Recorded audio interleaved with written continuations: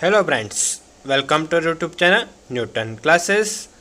Learn in simple way by Kapadia sir.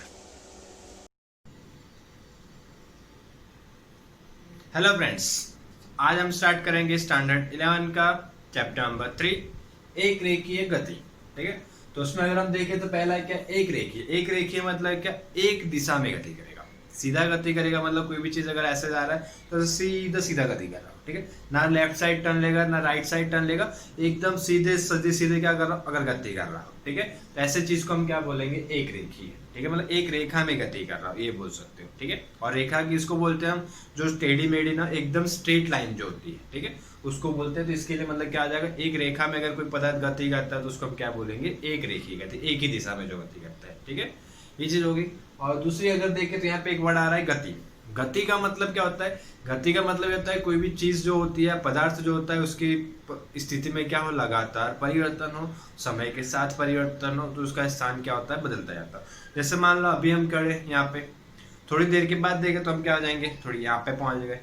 हमारी स्थिति में क्या हुआ, यहाँ पे परिवर्तन हुआ कि पहले यहाँ पे थे, अब थोड़ी देर के बाद वहां पे गए, तो यहाँ से वहां गए मतलब हमने क्या की, गति की। यहाँ से ये चीज बोल सकते हैं, अगर किसी पदार्थ के स्थान में परिवर्तन हो रहा है, ठीक है, और समय में भी परिवर्तन होगा, तो इस चीज को हम क्या बोलेंगे, गति बोलेंगे। ठीक है, जैसे हम क्या बोल देते हैं, मान लो हम क्या अभी घर पे हैं, स्कूल वगैरह जाएंगे या गार्डन में मॉल घूमने जाते हैं, तो हमारा स्थान लगातार क्या होता जाता है, परिवर्तन होता है। तो हम बाइक पे बैठ के लगातार चलते जाएंगे तो हमारे स्थान में क्या होगा, परिवर्तन होगा। ठीक है, तो हम उसको क्या बोलेंगे कि हम क्या कर रहे हैं, वहां पे गति कर रहे हैं।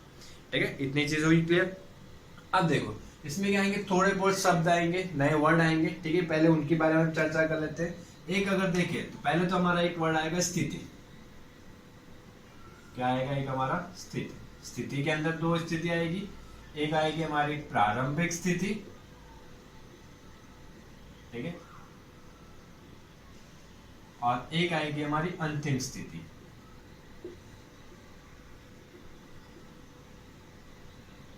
और इसके बाद अगर हम देखें तो आएगा हमारा पथ लंबाई, उसके बाद विस्थापन। ठीक है, आज हम इतनी चीजें देखेंगे। देखो तो पहले अगर हम देखें स्थिति की, स्थिति मतलब क्या होगा, दो चीजों पर निर्भर करेगा, एक होगी हमारी प्रारंभिक स्थिति और एक होगी हमारी अंतिम स्थिति। तो प्रारंभिक स्थिति किसको बोलेंगे, जहां से क्या किया होगा, हमने चलना स्टार्ट किया होगा। ठीक है, जहां से हमने क्या किया होगा, चलना, या कोई भी पदार्थ ने चलना स्टार्ट किया, गति करना स्टार्ट किया होगा, उस स्थिति को हम क्या बोलेंगे, उसकी प्रारंभिक स्थिति। ठीक है, और अंतिम स्थिति किसको बोलेंगे, जहां पे क्या होगा, उसने रुक गया होगा, गति करते करते जहां पे लास्ट में जाके क्या हो जाता है, रुक जाएगा, उस स्थिति को हम क्या बोलेंगे, उसकी अंतिम स्थिति। ठीक है, ये दो चीज हुई क्लियर पहले। ठीक, और देखो इसको अगर हम कोई उदाहरण के द्वारा समझना है तो उदाहरण के द्वारा भी समझ लेते हैं। जैसे मान लो कोई वस्तु या कोई चीज है, वो ए पॉइंट से चलना स्टार्ट की। ठीक है, ए पॉइंट से चलते चलते चलते चलते वो कहां भाई, बी पे। ठीक है, और बी पे जाके क्या हो गया, रुक गए, तो उसकी प्रारंभिक स्थिति क्या होगी, ए, और अंतिम स्थिति क्या होगी, बी होगी। ठीक है, और इसी में अगर थोड़ा सा हम दूसरा कोई एग्जांपल ले, जैसे हम मान लो क्या करते हैं, स्कूल जाते हैं या गार्डन वगैरह जाते हैं, तो हम क्या करते हैं, घर से चलना स्टार्ट करते हैं, और गार्डन में जाके क्या हो जाते हैं, हम रुक जाते हैं, वहां थोड़ा बैठते हैं, बातें बातें करते हैं। ठीक है, तो हमने चलना स्टार्ट कहाँ से किया, घर से, तो घर की जो स्थिति होगी, या जो घर हमारा क्या हो जाएगा, प्रारंभिक स्थिति, और हम घर से चलते चलते कहाँ गए, गार्डन में गए, तो गार्डन हमारी क्या हो जाएगी, अंतिम स्थिति। या फिर गार्डन की जगह मान लो हम पहले गए, घर से निकले, घर से निकल के गए गार्डन, गार्डन से निकल के गए हम मंदिर, और मंदिर से गए मान लो हम मॉल। ठीक है, तो और मॉल में जाके क्या हो गया, हम रुक गए, तो हमारे लिए अंतिम स्थिति क्या हो जाएगी, मॉल हो जाएगी। ठीक है, तब तक क्या कर रहे थे, हम चल रहे थे, तो हमारी प्रारंभिक स्थिति हो गई घर, और अंतिम स्थिति क्या हो जाएगी, मॉल। ठीक है, ये चीज होगी क्लियर। अब देखो इसी भी क्या करते हैं, थोड़ा सा और चीज देखें तो नेक्स्ट आएगा हमारा पथ लंबाई। ठीक है, पथ लंबाई का मतलब क्या होता है, पथ लंबाई का मतलब होता है किसी भी पदार्थ द्वारा तय की गई दूरी। ठीक है, देखो पथ लंबाई के लिए मैं परिभाषा लिख रहा हूं नीचे, क्या आएगी, किसी भी पदार्थ द्वारा तय की गई दूरी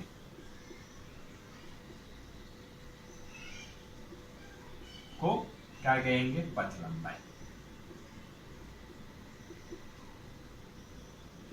ठीक है, अब अगर जैसे मान लो हमने क्या किया, चलना स्टार्ट किया, कहां से चलना स्टार्ट किया था, घर से, घर से चलते चलते हम मान ले गए गार्डन, और हमारे घर से गार्डन की दूरी है 4 किलोमीटर, ठीक है। फिर हम कहाँ गए, गार्डन से गए थे हम मंदिर, ठीक है। और गार्डन से मंदिर के डिस्टेंस कितना है हमारा, 3 किलोमीटर, ठीक है। देखो थोड़ा सा यहाँ पे ड्रॉ कर देते हैं, थोड़ा और इजी रहेगा।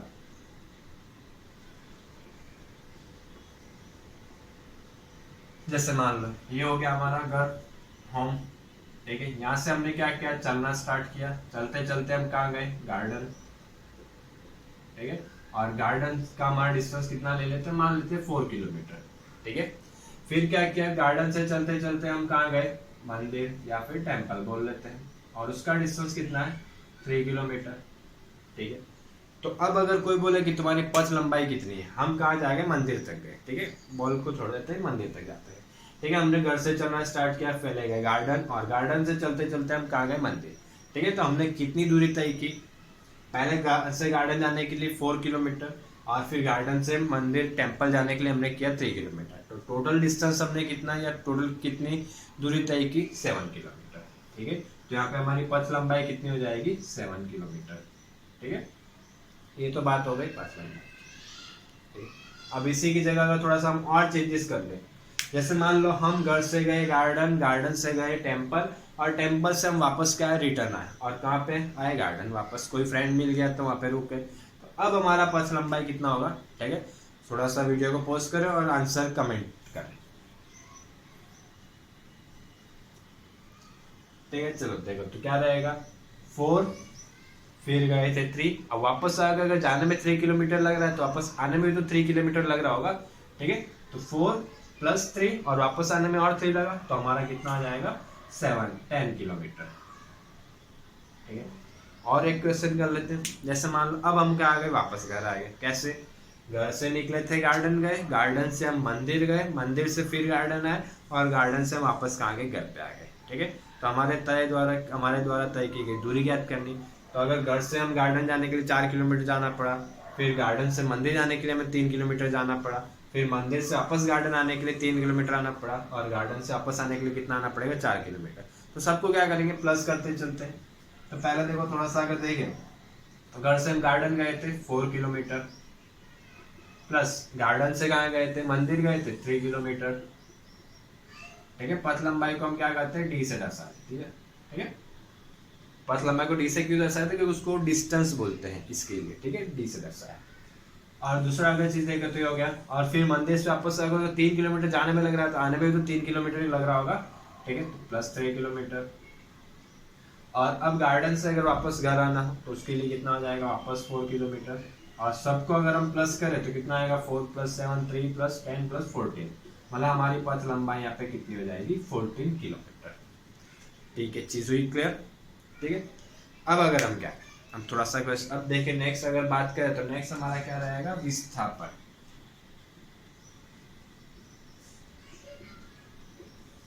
ठीक है। विस्थापन के लिए अगर परिभाषा देखें तो क्या रहेगा, प्रारंभिक स्थिति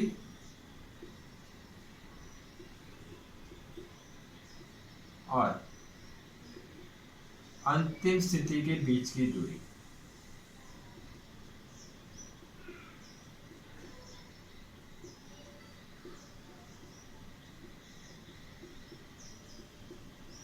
ठीक है। प्रारंभिक स्थिति और अंतिम स्थिति के बीच की दूरी, मतलब बीच में कहाँ गए उससे कोई मतलब नहीं है, कहाँ से स्टार्ट किया और कहाँ रुके उनके बीच की दूरी निकालनी है, ठीक है। जैसे मान लो अब इसी में यही क्वेश्चन एग्जांपल ले लेते हैं, जैसे हम घर से निकले, घर से गार्डन गए, तो हमारी विस्थापन कितना होगा। तो हमारे लिए अगर हम देखें, घर से अगर हम गार्डन गए तो हमारी प्रारंभिक स्थिति क्या हो जाएगा, घर, और अंतिम स्थिति क्या हो गई हमारी, गार्डन। तो अंतिम और प्रारंभिक स्थिति के बीच की दूरी कितनी है, 4 किलोमीटर। तो यहाँ पे हमारा डिस्टेंस कितना आएगा, डिस्प्लेसमेंट बोलते हैं इसको, एक्स से दर्शा लेते हैं, तो कितना आएगा, 4 किलोमीटर, ठीक है। विस्थापन को हम एक्स से दर्शाएंगे और पथ लंबाई को हम डी से दर्शा रहे हैं, ठीक है, कंफ्यूज नहीं होना। अब मान लो हम क्या करते हैं, घर से चलना स्टार्ट किया, गार्डन गए, और गार्डन से हम कहाँ गए, टेम्पल गए, तो हमारा पथ विस्थापन कितना होगा, 4 + 3, क्योंकि अब अगर यहाँ पे देखें तो हमारी अंतिम स्थिति क्या है, टेम्पल है, और हमारी प्रारंभिक स्थिति क्या है, होम, ठीक है। तो होम से टेम्पल का डिस्टेंस कितना है हमारा, 7 किलोमीटर, ये भी हो गया 7 किलोमीटर। और इसके बाद अगर हम देखो अब क्वेश्चन में ट्विस्ट होगा, ठीक है। क्या हमने मान लो चलना स्टार्ट किया घर से चलते चलते हम गए गार्डन, गार्डन से चलते चलते हम कहाँ गए, टेम्पल गए, ठीक है। टेम्पल से हम वापस कहाँ है, गार्डन पे। मीन्स हमने स्टार्ट किया था घर से गार्डन गए, गार्डन से टेम्पल गए, टेम्पल से वापस कहाँ गए, गार्डन। तो अब हमारी इस सिचुएशन में प्रारंभिक स्थिति और अंतिम स्थिति क्या होगी, कमेंट करें फटाफट, ठीक है। क्या होगा, प्रारंभिक स्थिति हो जाएगी हमारी होम और अंतिम स्थिति हो जाएगी हमारे गार्डन। तो हमें क्या करना है, प्रारंभिक स्थिति और अंतिम स्थिति के बीच की दूरी निकालनी। तो होम और गार्डन के बीच की दूरी कितनी होगी हमारी, 4 किलोमीटर। इसके लिए विस्थापन भी कितना रहेगा, 4 किलोमीटर, ठीक है। चीज हुई क्लियर। अब देखो थोड़ा सा एक क्वेश्चन और करते हैं। जैसे मान लो हमने करना स्टार्ट किया, हम घर से निकले, गार्डन गए, गार्डन से टेम्पल गए, टेम्पल से फिर गार्डन आए, गार्डन से फिर वापस हम आ गए घर पे। घूम फिर के हम वापस कहाँ आते हैं, घर पे आते हैं। तो हमारा विस्थापन कितना होगा, ठीक है। तब अगर उस कंडीशन के लिए पहले तो हम क्या देखेंगे, हमारी प्रारंभिक स्थिति क्या है और अंतिम स्थिति क्या है। तो उसके लिए अगर हम देखें तो प्रारंभिक स्थिति हमारी क्या है, घर है, और हमारी अंतिम स्थिति भी क्या है, घर है। तो घर से घर की दूरी कितनी होगी, 0। मंदिर से मंदिर की दूरी क्या होगी, 0। गार्डन से गार्डन की दूरी क्या होगी, कोई भी चीज का उसी से उसी की दूरी कितनी होती है, 0, ठीक है। तो इसके लिए अगर घर से तुम चलते चलते गए, घूमते घूमते फिर वापस घूम के कहाँ आ गए, घर पे आ गए, ठीक है। तो प्रारंभिक और अंतिम स्थिति हमारी समान हो गई। तो इसके लिए हमारा क्या आ जाएगा, विस्थापन कैसा हो जाएगा, 0 किलोमीटर, ठीक है। तो ये चीज याद रखना कि प्रारंभिक स्थिति और अंतिम स्थिति अगर हमारी समान हो जाती है तो उसके लिए हमारा क्या हो जाता है, विस्थापन क्या हो जाता है, 0 हो जाता है, ठीक है। और देखो उसी टाइम अगर हम देखें तो हमारा पथ लंबाई कितनी आ रही है हमारी, 14 किलोमीटर, ठीक है। तो 2 मिनट का टाइम है, फटाफट देखो स्क्रीनशॉट ले लो, फिर बाद में आराम से नोट डाउन कर लेना, ठीक है।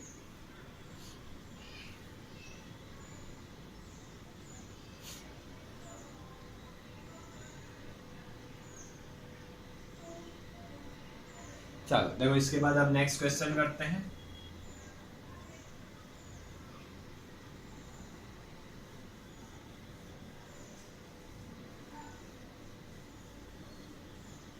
देखो स्क्रीनशॉट अगर लेना हो तो वीडियो को पॉज करके भी आराम से ले सकते हो, डायरेक्टली अगर नहीं हो रहा हो तो।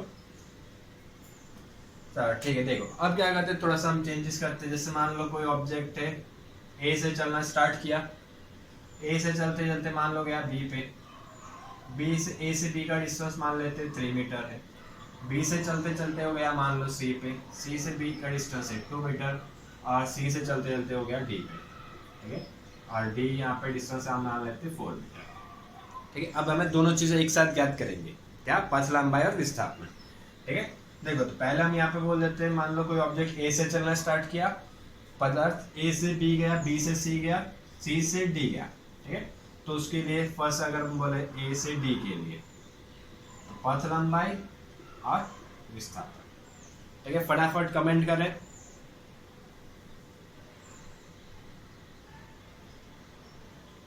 चलो ठीक है, देखते हैं क्या आ रहा आंसर।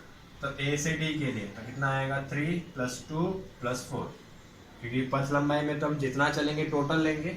तो 3 + 2 5, 5 + 4 9 मीटर, ठीक है।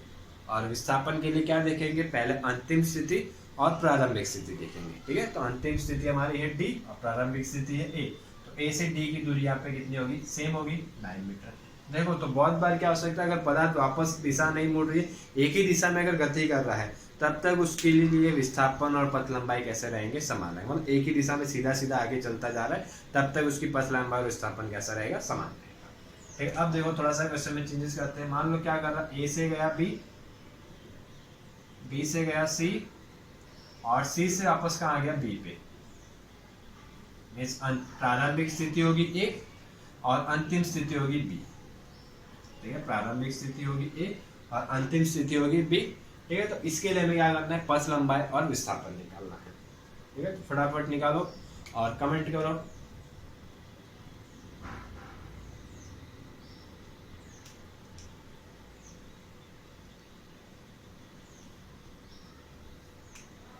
तो ठीक है, देखो अब ए से चल के बी गया तो कितना होगा, पहले पथ लंबाई निकाल लेते हैं। पथ लंबाई में क्या करना है, जितना चलेगा सबको प्लस करते जाना है। तो ए से बी जाने के लिए कितना गया 3 मीटर, बी से सी जाने के लिए 2 मीटर, तो 3 + 2 5, और वापस सी से कहाँ गया बी पे, तो वापस आया तो उसके लिए वापस कितना चलना पड़ेगा 2, अगर 2 जाने के लिए लग रहा है तो वापस आने के लिए 2 मीटर लगेगा, तो 3 + 2 5, और वापस आने के लिए कितना लग रहा है 2, तो यहाँ पे क्या आ जाएगा पथ लंबाई हो जाएगा 7 मीटर। और विस्थापन के लिए क्या देखेंगे, प्रारंभिक स्थिति और अंतिम स्थिति। तो प्रारंभिक स्थिति उसकी क्या है ए है, और अंतिम स्थिति क्या है सी, सॉरी बी है, तो क्या हो जाएगा ए से बी की दूरी, और ए से बी की अगर हम दूरी देखें तो क्या है 3 मीटर, तो एक्स हमारा क्या हो जाएगा 3 मीटर। ठीक है, चलो इसके बाद अगर हम एक क्वेश्चन इसमें थोड़ा सा और चेंजेस करते हैं। अब देखो लिख रहा हूँ ए से बी, बी से सी, सी से डी, और डी से वापस कहाँ पे आ गया सी पे। चलो फटाफट आंसर करें, कमेंट करें, देखते हैं कितनों का आंसर राइट होते हैं।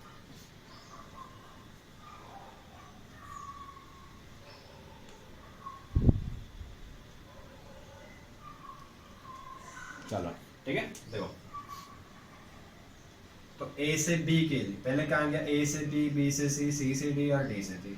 ए से मतलब बी, बी से सी से डी, और डी से वापस कहाँ आएगा सी पे। पथ लंबाई में तो जितना चला टोटल प्लस कर देते, तो ए से बी के लिए 3 + 2 5, 5 + 4 9, और 9 वापस आने के लिए भी कितना लगेगा 4, 9 + 4 क्या हो जाएगा 13 मीटर। ठीक है, अब अगर दूसरा देखें विस्थापन के लिए, तो विस्थापन के लिए क्या होगा, प्रारंभिक स्थिति और अंतिम स्थिति। प्रारंभिक स्थिति हमारी क्या है ए, और अंतिम स्थिति हमारी क्या है सी, तो ए और सी के बीच का डिस्टेंस यहाँ पे कितना होगा 3 + 2 हो जाएगा 5 मीटर। ठीक है, फटाफट फिगर ड्रॉ करें और नोट करें, या फिर स्क्रीनशॉट ले ले आराम से फटाफट, फिर बाद में आराम से लिखना।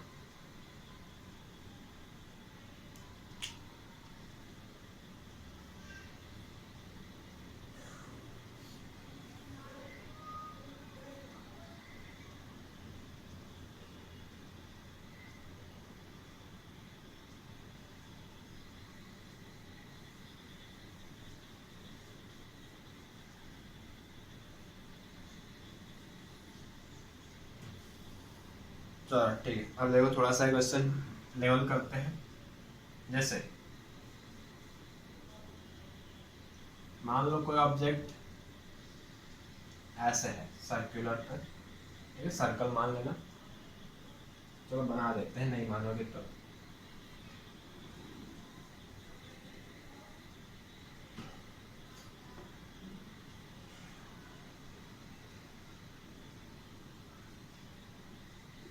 ठीक है, चलो देखो को ऑब्जेक्ट मान लेते हैं यहाँ से चलना स्टार्ट कर रहा है, कहाँ से ए से। ठीक है, ए से वो गति करते करते करते करते कहाँ पे आ गया बी पे। ठीक है, और ये एग्जैक्ट सामने वाला पॉइंट है, ऐसा है।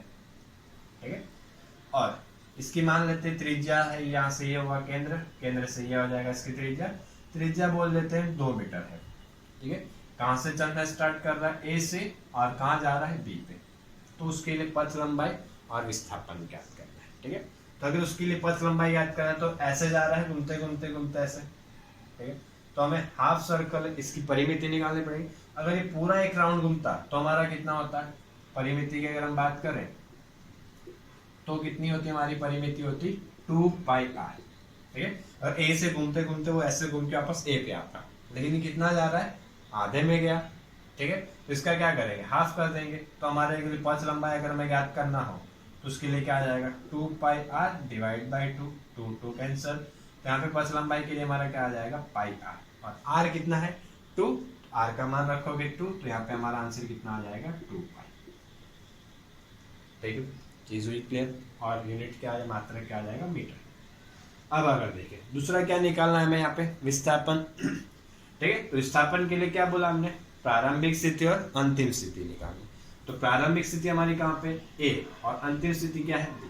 तो हमें प्रारंभिक स्थिति और अंतिम स्थिति के बीच का लघुत्तम कम से कम दूरी जो होता है उसी को विस्थापन बोलेंगे। ठीक है, और थोड़ा सा चेंज कर लेना आप।